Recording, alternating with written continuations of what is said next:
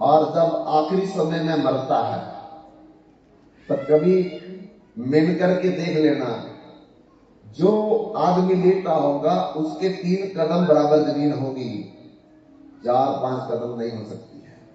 बलि महाराज रावण भगवान जी कह रहे हैं, जब जन्म के समय 3 कदम जमीन मिली, सोने के समय 3 कदम जमीन मिली, मरने के समय 3 कदम जमीन मिलेगी, तो पहले मैं ज्यादा लेकर के क्या करूंगा, इसलिए मुझे 3 कदम जमीन ही चाहिए।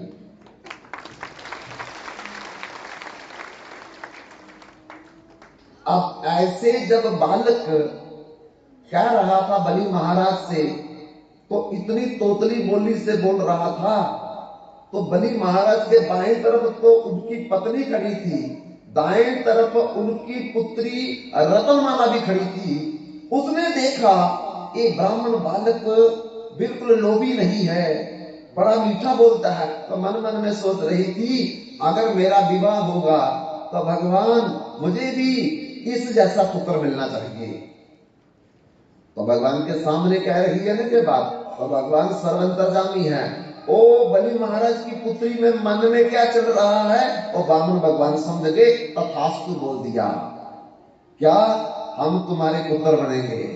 देखो, उधर रतनमाला सोच रही है, उधर भगवान ने तथास्तु कह करके वरदान भी दे दिया, हम तुम्हारे पुत्र बनेंगे। जब बंधुओं भगवान को 3 कदम जमीन मिल गई, और 3 कदम जमीन मिलने के बाद जब भगवान ने अपने कदम बढ़ाए, और ऐसा कदम बढ़ाया, पहला भूलोक, भंवरलोक, स्वर्गलोक, महरलोक, जनलोक, तपलोक, 7 लोक, ब्रह्मा लोक तक भगवान का कदम चला गया, और एक ही कदम में सारी जमीन, स्वर्ग, और बंधुओं दूसरे कदम में पताल, और तीसरे कदम को मापने के लिए वामन भगवान ने बोला, ए बलि महाराज, और तीसरा कदम मैं कहां रखूं? तू तो कह रहा था कि और कुछ मांग ले, मेरे 3 कदम तो पूरे कर। लेकिन बंधुओं, जब बलि महाराज 3 कदम पूरे नहीं कर सके, तो भगवान ने गरुड़ को बुलाया, और गरुड़ को बुला करके बलि महाराज को वरुण पास में बांध दिया, बंदी बना लिया। जब पिता को बंदी बनाते हुए देखा, तो बलि महाराज की पुत्री को क्रोध आ गया, और क्रोध में आकर के कहा, अगर मुझे ऐसा बालक मिलेगा तो उसे जहर पिला करके मैं मार दूंगा। भगवान कहते, तथास्तु, हम जहर भी दिएंगे। वही बलि महाराज की पुत्री अगले जन्म में पूतना बन गई, और देखो, भगवान को गोद में उठाया, पुत्र की तरह भगवान गोद में चली भी गई। अब भगवान को वो जहर भी पिलाना चाहती है, तो वो भी इच्छा भगवान उसकी पूर्ण कर रहे हैं। तो पूतना ने जैसे दुग्ध पान करवाना शुरू किया, भगवान दूध के साथ साथ तो उसके प्राण भी पीने लगे। जब प्राण पीने लगे, तब पूतना भूल गई कि मैं अप्सरा हूं, जब मैं राक्षस नहीं हूं। विकराल रूप अपना बना लिया, जो पहले वाला रूप था। बंधुओं, यही डर के कारण, कष्ट के कारण हम लोग जब मरने लगते हैं, 3 भयंकर जमदूत सामने खड़े होते हैं, और हमारे पूरे कर्मों की जन्म से लेकर के मरने तक क्या क्या हमने बुरे अच्छे कर्म किए, पूरा टीवी चलता है। फिर जो हालत होती है हमारी, पर ना मां जान सकती है, ना पिता जान सकता है, ना मामा मामी, ना चाचा चाची, ना ताया ताई, ना नाना नानी, और तो फिर उसी को ही भोगना पड़ेगा। इसलिए वो कर्म नहीं करे, वो पाप नहीं करे जो मनुष्य के लिए नहीं लिखे हुए। इसलिए कुत्ता करे तो कुत्ते को कोई पाप नहीं, शेर करे तो शेर को कोई पाप नहीं, पर जो हम करेंगे, हम लोगों के कर्म का फल हमको भोगना पड़ेगा। इसलिए ऐसा कर्म मत करें हम, जिसके लिए बाद में बड़ा भारी कष्ट जो है उठाना पड़ेगा। जो सत्संग करते, कथा सुनते हैं, भगवान का सीताराम राधे श्याम लक्ष्मी नारायण का अपने घर में कीर्तन करते हैं और माला के ऊपर हरे कृष्ण कृष्ण कृष्ण हरे हरे, हरे राम राम राम हरे हरे ये जप करते हैं माला के ऊपर। एक माला दो माला जितना उनसे हो सके चलते फिरते कोई भी मिले, भाई साहब सीताराम, बहन जी राधे श्याम। और रात को सोते वक्त जब तक नींद ना आए तो कम से कम सीताराम सीताराम सीताराम सीताराम चलो नींद में चले गए। पूरी रात भजन में लिखी जाएगी हमारी। क्यों? क्योंकि सोने से पहले हमने सीताराम बोला, पूरी रात सोने का भी सीताराम निकल गया।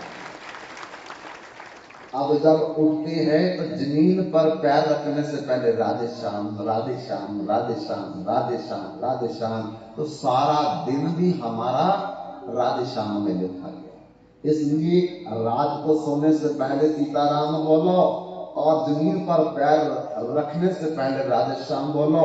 दिन भी भगवान के भजन में, रात भी भगवान के भजन में। ये यात्रा हमको भगवान की दो लोक धाम, वैकुंठ लोक धाम, अयोध्या धाम, मथुरा और द्वारकापुरी धाम तक ले जाएगी। जैसे कोई व्यक्ति बॉम्बे से ट्रेन पर चढ़ा और ट्रेन पर टिकट चेक करवा के फिर सो गया। अब सो गया तो वो तो सो गया, लेकिन जब जाग खुली तो पठानकोट पहुंच गया था। वो सोचने लगा कि मैं तो बॉम्बे में सोया, पठानकोट कैसे? तो उसको ये नहीं पता कि गाड़ी तो चल रही थी। तो रात भर उसकी यात्रा देखो चलती रही, वो सोया था लेकिन यात्रा चल रही थी। ऐसे सीताराम बोलते बोलते हम तो सो जाएंगे पर यात्रा हमारी सीताराम वाली चलती रहेगी। बस उसमें तो कोई ज्यादा कष्ट नहीं उठाना है, ज्यादा कोई मेहनत नहीं करनी है कि सीताराम 10 रुपये का आता है या 20 रुपये का आता है, आके बेचने वाला तो 10-20 का, कोई राधे श्याम के 50 है उसका। अरे दुनिया में मट्टी लेने जाओ, स्वा लेने जाओ तब भी रुपये देने पड़ते हैं, पर भगवान का ही एक नाम है जो मुफ्त में मिल जाता। तो किसी समय किसी जन्म में यात्रा तो शुरू करनी पड़ेगी।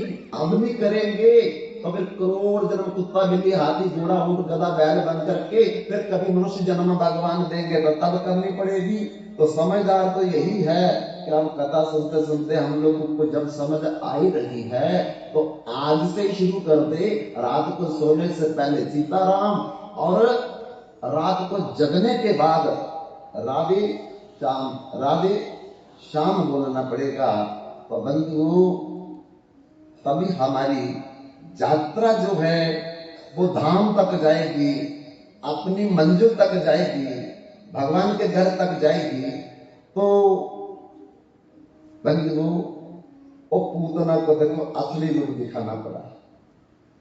ऐसे ही आज भगवान ने जब जयंत के ऊपर कौवा देख करके एक कुशा का तिल का मंत्र बोल करके छोड़ दिया और ब्रह्मास्त्र बन गया, आग उगलने लगा। जयंत सोचा अब तो रूप बदलने वाली बात नहीं है, असली रूप में आ जाओ।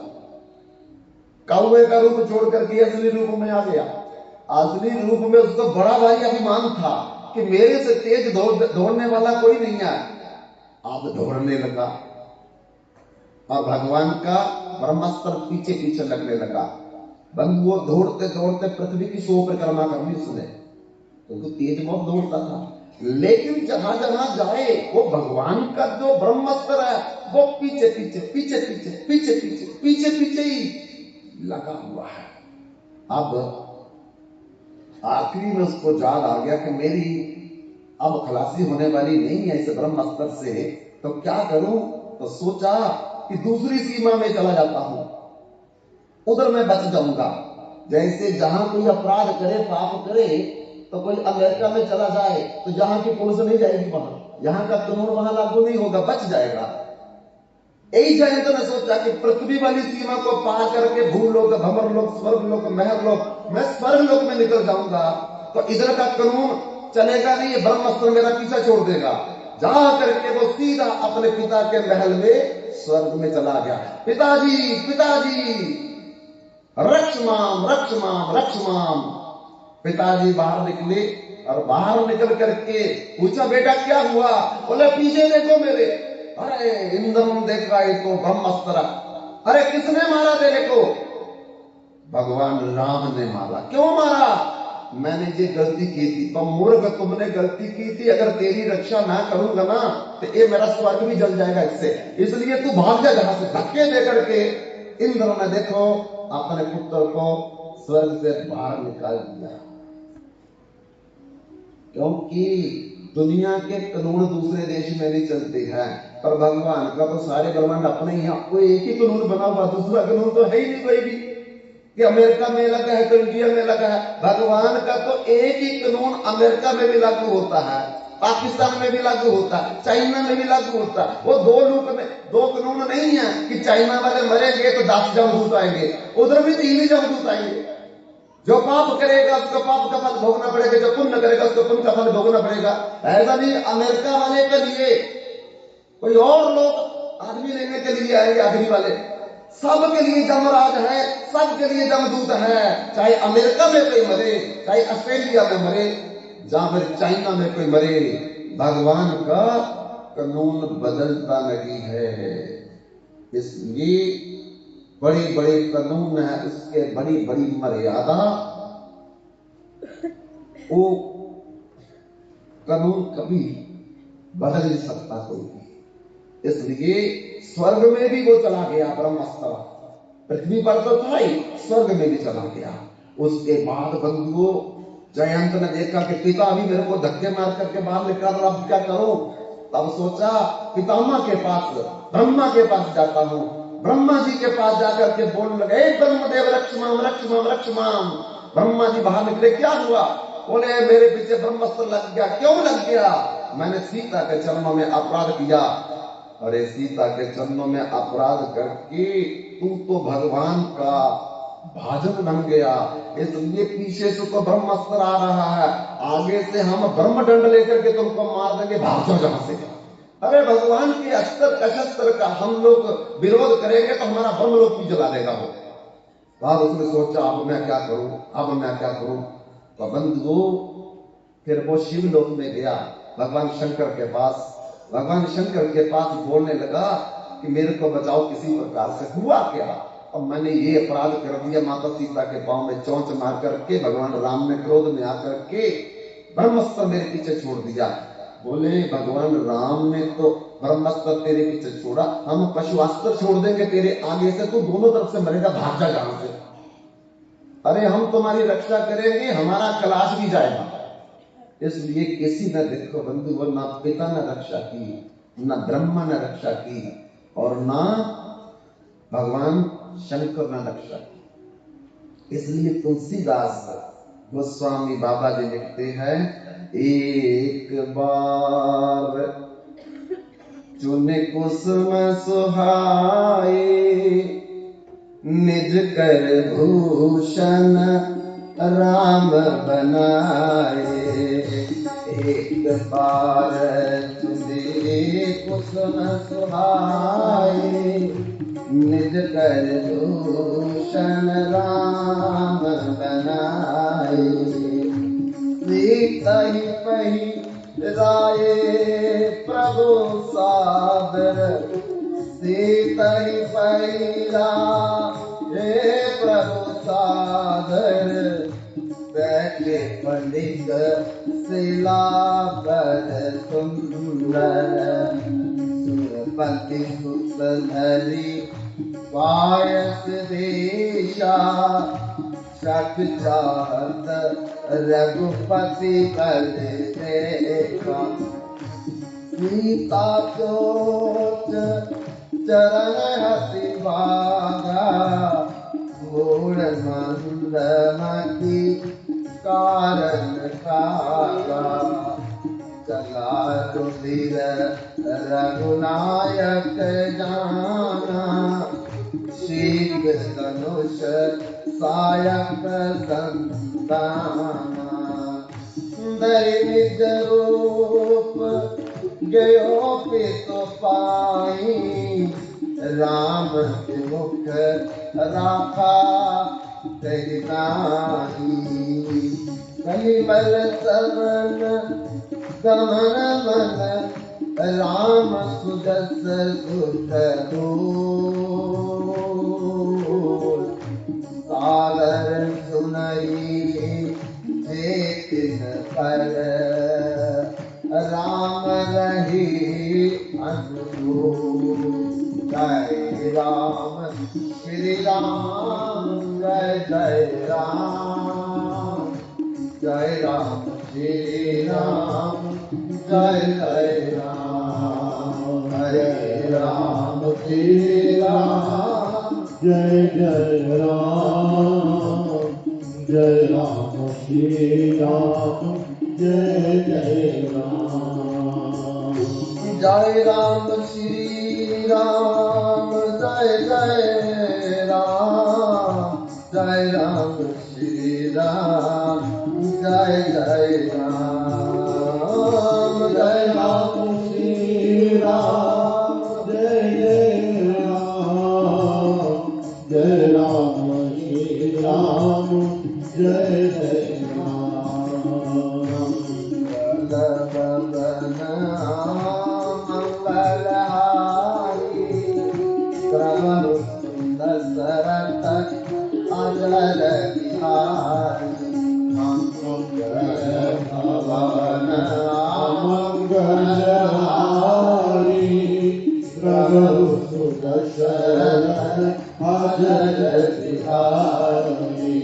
राम सिया राम जय जय राम सिया राम राम सिया राम जय जय राम सिया राम राम सिया राम जय जय राम सिया राम राम सिया राम जय जय राम सिया राम। तुलसीदास गोस्वामी कहते एक बार तुम कुसुम सुहाई निज कर भूषण राम दुहाई। जो मैंने आपको पहले सरल करके बताया कि एक समय भगवान राम ने फूलों के गहने बना करके माता सीता को पहनाने शुरू किए। जयंत जो है परीक्षा लेने के लिए तैयार हो गया। चोच मारी, भगवान ने कुशा कर्तन का पीछे ब्रह्मास्त्र बना करके फेंक दिया। अब वही कौआ जयंत बन करके पृथ्वी की 100 परिक्रमा करने के बाद जब देखा कि अब बचने का कोई रास्ता नहीं दिखाई दे रहा, तो अपने पिता इंद्र के पास इंद्र ने निकाल दिया, ब्रह्मा जी के पास ब्रह्मा जी ने निकाल दिया, शंकर के पास शंकर ने भी निकाल दिया। अब फिर वो आगे आगे ब्रह्मास्त्र पीछे पीछे चल रहा है। बंधु, जब पिता भी कामना आए, ब्रह्मा जी भी कामना आए और समस्त देवों के देव महादेव भी त्याग दें, तो उस समय संत काम आता है। संत हृदय नवनीत समाना, कहा कबिन पर कहा ना माना। संत का हृदय जो होता है ये दूसरे के दुख को देख करके द्रवित हो जाता है।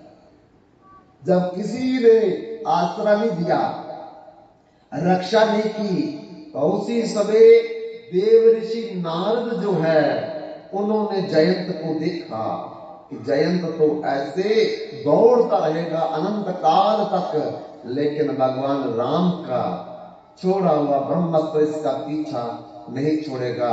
तुरंत नारद जी दौड़ करके जयंत जिस रास्ते से आ रहे थे आगे खड़े हो गए, और जैसे नारद जी आगे खड़े हो गए तो बंधुओं जयंत ने कहा पीछे हट जाओ, पीछे हट जाओ, मेरे मौत पीछे आ रही है। नारद ने कहा अरे जिसको तू कह रहा है कि मेरी मौत पीछे आ रही है, अगर तुम्हें मारना होता तो इस ब्रह्मास्त्र में उसी समय जला देना था जिस पेड़ पर तू कौवा बन करके बैठा था।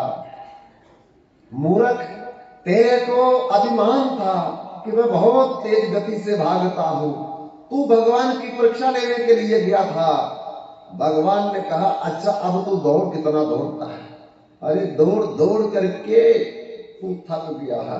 पिता ने सहायता नहीं की, ब्रह्मा ने सहायता नहीं की, भगवान शंकर ने सहायता नहीं की, अब रुक जाओ। बोले रुक गया तो ये जला देगा।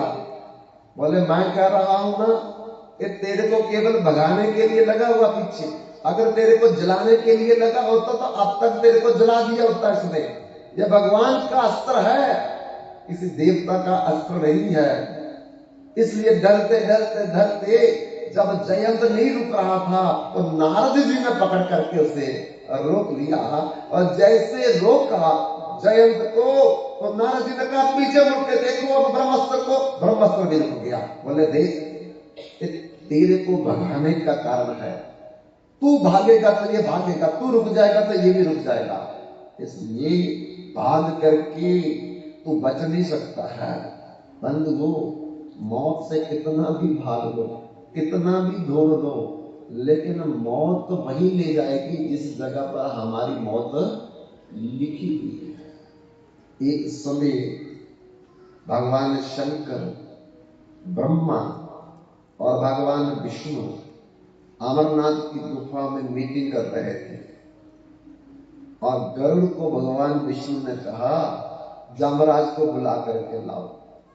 गरुड़ जी जमराज को बुला करके ले आए। जमराज भी अमरनाथ की गुफा में जाने लगे तो बाहर अपना भैंसा खड़ा कर दिया। जब भैंसा खड़ा करके अंदर की तरफ मुड़े तो पेड़ पर एक तोता दिखाई दिया जमराज को। जमराज उस तोते को देखने लगे और देखते देखते अंदर चले गए। तोता तो कांपने लगा, डर के मारे गरुड़ के पास आया। गरुड़ जी आपने कुछ देखा? बोले क्या? जमराज देखो मेरे को कैसे देख रहा था, जब वो बाहर आएगा तो मेरे को साथ ही जमपुरी ले जाएगा। बोले चिंता मत करो मैं बैठा हूं ना। बोले आप क्या करोगे जब जमराज ले जाएगा मेरे को पकड़ करके? तो बोले बड़ा डर है तुमको, मेरी पीठ पर बैठो, मैं तुम्हें अमरनाथ की गुफा से 10,000 योजन दूर एक पर्वत है जिसका नाम है लोहालो पर्वत, उसकी गुफा में तुम्हें छिपा देता हूं। जब जमराज चला जाएगा तो मैं तेरे को वहां से उठा करके ले आऊंगा। तोता बड़ा प्रसन्न हुआ, पीठ पर बैठ गया। गरुड़ जी लोहालो पर्वत की गुफा में जाकर के उसको छिपा दिया और कहा जब जमराज चला जाएगा मैं आऊंगा तेरे को लेने के लिए। आकर के बैठ गए अमरनाथ की गुफा के दरवाजे के बाहर। जब मीटिंग समाप्त हुई और शंकर जी तो अपने बैल पर चले गए, ब्रह्मा जी हंस पर चले गए, और अभी जमराज भैंसे के ऊपर चढ़ने लगे तो उस पेड़ के ऊपर तोते को देखने लगे। गरुड़ जी कहते किसको देख रहे हो? बोले इधर तोता बैठा था एक। बोले वो अब क्यों नहीं मिलेगा आपको? बोले कहां चला गया? बोले यहां से 10,000 योजन दूर मैं उसको लोहालो पर्वत की गुफा में छिपा करके आया हूं। जमराज हंसने लगे, वाह काल तेरी करामात, वाह मौत तेरी करामात। जब मैं अंदर जा रहा था तो यही सोच रहा था कि इस तोते के माथे के ऊपर मैं पढ़ रहा हूं कि इसकी अगले मुहूर्त में मौत लिखी लोहालो पर्वत की गुफा में, लेकिन एक जहां से उड़ करके वहां कैसे जाएगा? पर देखो गरुड़ जी आपने बड़ा काम आसान कर दिया, जहां उसने मरना था अगले मुहूर्त वही उठा करके आप ले गए उसको। गरुड़ जी कहते मैं आपकी बात पर कैसे विश्वास करूं? बोले मुझे ले चलो, वो मर चुका है। गरुड़ जी लेकर के जमराज के पास पहुंचे, देखा तो तोता। हम कितना भी भागे, कितनी भी दवाइयां खाएं, कितने भी ऑपरेशन करवाएं, पर मौत का ऑपरेशन आज तक कोई नहीं बना, मौत का कैप्सूल कोई नहीं बना, मौत का इंजेक्शन कोई नहीं बना, मौत की टेबलेट्स कोई नहीं बनी, मौत का आज तक डॉक्टर कोई नहीं बना है। मरना पड़ेगा, मुझे भी मरना है, आपको भी मरना है। क्यों? क्योंकि जन्म मरण भगवान के हाथ में है, पर भगवान का स्मरण हमारे हाथ में है। इसलिए भगवान का स्मरण करते करते अगर मरेंगे तो फिर मरना मरना सब कहे, मरना जाने ना कोई, एक बार ऐसा मरे बहुड़ जन्म ना होए, दोबारा जन्म ना हमारा हो। इसलिए सत्संग करना पड़ेगा, कथा में बैठना पड़ेगा और भगवान के नाम का सुमिरन, जप, कीर्तन, संकीर्तन करना पड़ेगा। तभी जाकर के हमारा जो आवागमन का चक्कर, जन्म मृत्यु का चक्कर, भावरूपी संसार का जो दुख का चक्र है, ये तब समाप्त होगा। नारद जी ने कहा, तुम कितना भी भाग लो, मौत तुम्हें नहीं छोड़ेगी। बोले फिर मैं क्या करूं? बोले भगवान का स्मरण कर ले, तब तू बच सकता है। दौड़ करके नहीं बच सकता, ऑपरेशन करा के नहीं बच सकता, टेबलेट, कैप्सूल, इंजेक्शन देकर के नहीं बच सकता। बचेगा तभी जब तू भगवान का स्मरण करेगा। बोले तो फिर किस मुंह से स्मरण करूं मैं? उनके चरणों में तो अपराध करके आया हूं, तो अब मैं कौन सा मुंह लेकर के जाऊं? बंधुओं, तुलसीदास गोस्वामी लिखते हैं, नारद देखा विकल जयंता, वो नारद विकल लागी दया कोमल चित संता, लागी दया कोमल काहू न बैठल कहा न ओही, काहू न बैठल कहा न ओही, राखी को सकहि राम कर दोही, राखी को सकहि राम कर पर बदला के जाऊं, पर बदला आय शरण तज नहीं पाऊं, आय शरण तज नहीं कणमुख होई जीवन होई जगही, कणमुख होई जीवन होई जन्म कोटि अगना सही लगही, जन्म कोटि अगना अति कृपाल रघुनायक, सदा दीन पर आसन आई दीन चल, गोरख अब सुन गए। राम जय सिया राम, सिया राम, जय राम सिया राम सिया राम, जय राम सिया राम सिया राम, जय राम सिया राम,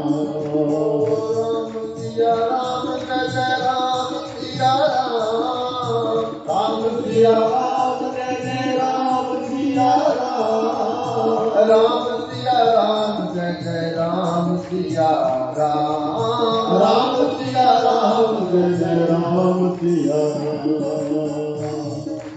राम, जय राम सिया राम, राम जय राम सिया राम सिया राम, जय राम सिया राम, राम सिया राम, जय राम सिया राम। नारद देखा विकल जयंता, लागी दया कोमल चित संता।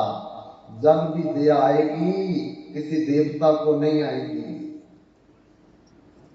संत को आएगी।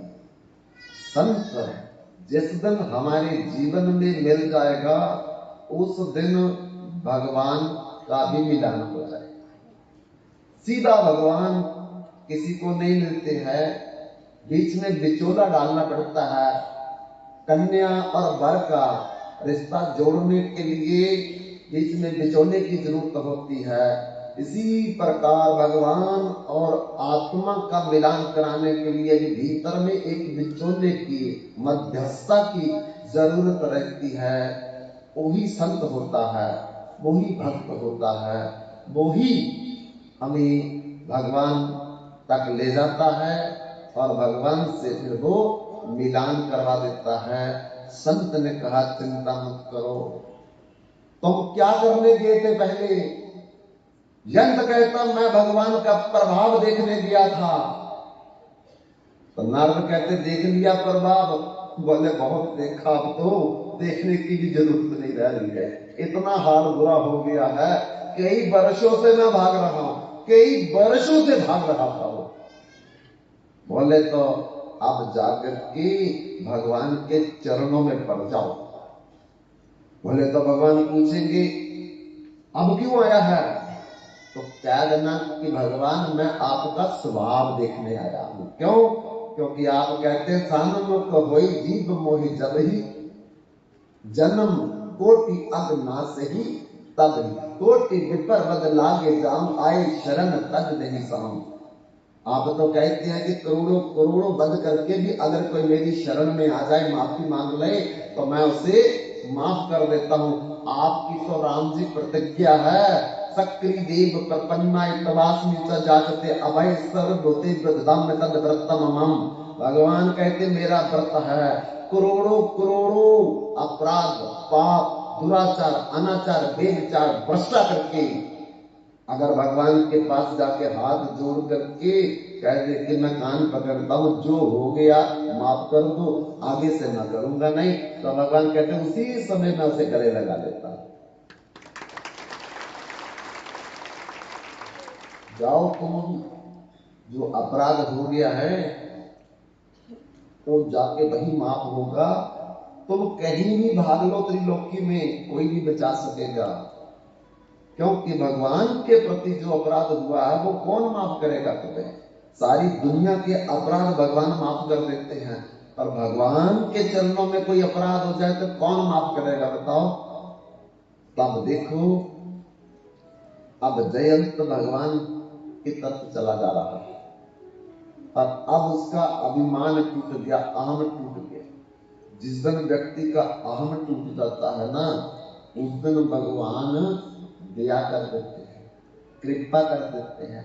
बंधुओं, द्रौपदी ने भगवान से एक बार कहा कि आपने तो गीता में ये बोला है, हाथ उठा करके कि अनन्या सचिंत्यत्व माम जे जना पर्योपास्ते तेषां नित्या अद्भुतानां योग अक्षेमं वहाम्यहम्।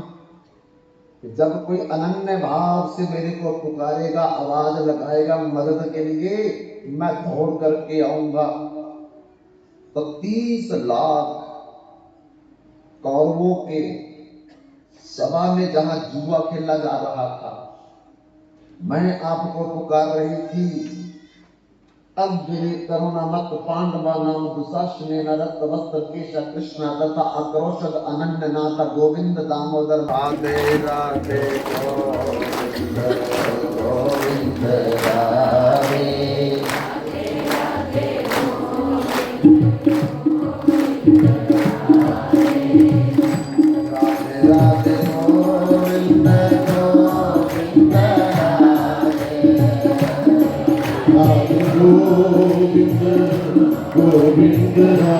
राधे राधे गोविंद गोविंद राधे राधे राधे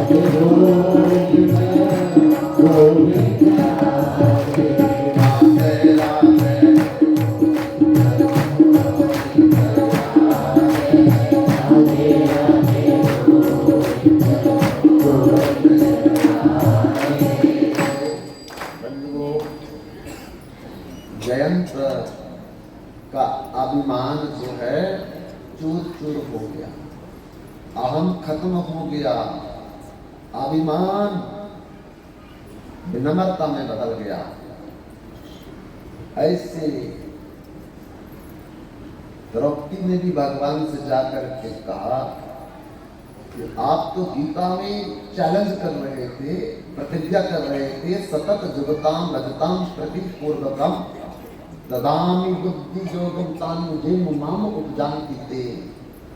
जो सच्चे दिल से मेरे को पुकारेगा, मैं दौड़ करके उसकी रक्षा करूंगा, और धनार्थी को धन दूंगा, पुत्रार्थी को पुत्र दूंगा, कामार्थी को कामना पूरी करूंगा, मोक्षार्थी को मोक्ष दूंगा, प्रेमार्थी को प्रेम दूंगा, जो मांगेगा मैं दूंगा। इसमें कोई भी डाउट नहीं है, डेफिनेट दूंगा मैं। लेकिन 30 लाख करोड़ सवा जात जुआ खेला जा रहा था और बालों से खींच करके 10,000 हाथियों का बल रखने वाला दुशासन दुर्योधन का छोटा भाई मुझे खींच करके वहां ले आया और दुर्योधन ने हुक्म दिया इसको निर्वस्त्र कर दिया जाए सभा में। तब अपने बड़े भाई का आदेश पालन करने के लिए दुशासन मेरी साड़ी को पकड़ करके खींच रहा था। मैंने आपको पुकार करके कहा, अग्नि करुणा मत पांडवा नाम दुशासन रक्त वस्त्र केश कृष्ण तथा आक्रोशद अनन्य नाथ गोविंद दामोदर माधवेती। हे गोविंद, हे माधव, हे दामोदर, आकर के मेरी रक्षा बचाओ, मेरी लाज बचाओ। आप आए नहीं। भगवान कहते द्रौपदी, अरे कोई सच्चे दिल से बुलाए तो मैं आऊं ना, ये तो मेरे को कलंक लगेगा, तेरे को थोड़ी लगेगा। तो कहते कहां थे, मुझे तो दिखे नहीं आप। भगवान ने कहा देखो ये रुक्मिणी पास में खड़ी है ना, उस समय ये मेरे को भोजन करा रही थी और मैं भोजन कर रहा था। भोजन बीच में छोड़ करके, पादुका छोड़ करके, मुकुट छोड़ करके, पीतांबर छोड़ करके, इसको भी छोड़ करके मैं भाग आया। तो कहां थे, दिखे नहीं मेरे को। और रास्ते में दौड़ते दौड़ते मैं ध्यान लगा करके देखने लगा कि द्रौपदी मेरे को दिल से पुकार रही है या मुख से पुकार रही है। और मैंने ध्यान लगा करके पाया कि दिल से तो तू अपने पतियों को याद कर रही थी कि मेरा 1 पति, 2 पति, 3 पति, 4 पति, 5 पति, 6 पति हैं। 5 पति वो मेरे को बचाएंगे। तो मुख से तू मेरे को बुला रही थी, तो मैं मुख से बोलने वाले के पास नहीं जाता हूं, जो दिल से पुकारे उसके पास जाता हूं। क्यों? भूखा हूं मैं भाव का, भाव ही एक सार है। भाव से जो बजता है मुझको, तब से बेड़ा पार है। भाव बिन सर्वस्व दे डाले तो मैं लेता नहीं। भाव वाले भक्त का भरपूर मुझ पर भार है। बांध लेते हैं वो अपनी भाव भक्ति से मुझको, इसीलिए इस पृथ्वी पर बारंबार होता मेरा अवतार है। एक भाव बिन भगवान किसी की नहीं सुनते हैं। कितना भी रो लो, कितना भी हाथ जोड़ लो मंदिर में जाकर के, पर भगवान सुनेंगे नहीं जब तक दिल से नहीं भगवान को बोलेंगे। इसलिए बंधुओं, भगवान ने द्रौपदी से कहा, फिर मैं वहीं खड़ा हो गया। रुक्मिणी देखो पूछती क्या बात हो गई, या दौड़ रहे थे मेरे को भी छोड़ करके। भगवान कहते, अरे द्रौपदी दिल से किसी और को बुला रही है और मुख से मेरे को बुला रही, कैसे जाऊं मैं? तब कहती द्रौपदी, दूसरी बार भी तो मैंने आपको फिर पुकारा जब पतियों ने मेरी रक्षा नहीं की। कहते तब तो मैं हस्तिनापुर की सीमा में पहुंच गया था। रुक्मिणी साथ थी, जवाब पूछ लो, पर आगे क्यों नहीं आए? तब मैंने फिर ध्यान लगा करके देखा कि द्रौपदी अब मेरे को पुकार रही है किसी और को। तो दूसरी बार भी जब तुमने कहा था, अग्नि करुणा मत पांडवा नाम दुशासन रक्त वस्त्र केश कृष्ण तथा क्रोध अनन्य नाथ गोविंद दामोदर माधवेती, तो मैंने क्या पाया? अब तुमने अपने पतियों को याद करना बंद कर दिया। द्रोणाचार्य, कृपाचार्य, भीष्म पितामह, विदुर जी, धृतराष्ट्र, इनको याद कि ये बचाएंगे मेरे को, ये थोड़ी मेरे को निर्वस्त्र होने देंगे। द्रौपदी कहती है, फिर इन्होंने भी मेरी रक्षा नहीं की, तो तीसरी बार भी तो मैंने आपको पुकारा था तब भी नहीं आए। भगवान कहते तब तो मैं सभा में खड़ा था, मैं सबको देख रहा था, पर मुझे कोई नहीं देख रहा था, पर रक्षा क्यों नहीं की आपने? तो भगवान कहते, उस समय भी दोनों हाथों से साड़ी पकड़ करके तू अपनी ताकत लगा रही थी, अपना बल लगा रही थी, पर जब तक कोई अपना भी बल लगाए उसकी भी मैं रक्षा नहीं करता। द्रौपदी कहती है, किसकी रक्षा करते हो? तो भगवान ने किसकी रक्षा के बारे में कहा? ये सूरदास जी ने अपने पद में लिखा, सुना रे मैंने, क्या सुना जी? निर्बल, जिसके पास कोई बल नहीं है, केवल भगवान का बल है, भगवान के नाम का बल है। सुना रे मैंने निर्बल के भगवान,